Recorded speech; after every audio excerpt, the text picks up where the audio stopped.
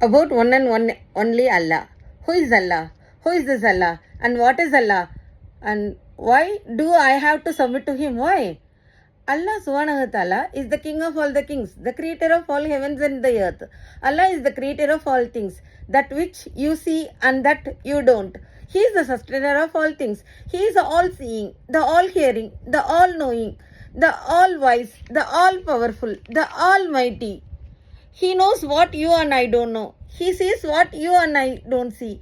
He is the control of all things. Nothing escapes Allah. Nothing escapes. Allah doesn't get tired. Allah doesn't get sleepy. Allah doesn't get restless.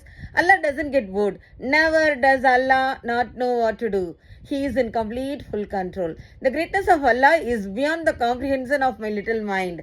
There is the being you and I are missing with. Wahid Dawana Alhamdulillahi Rabbil Alameen.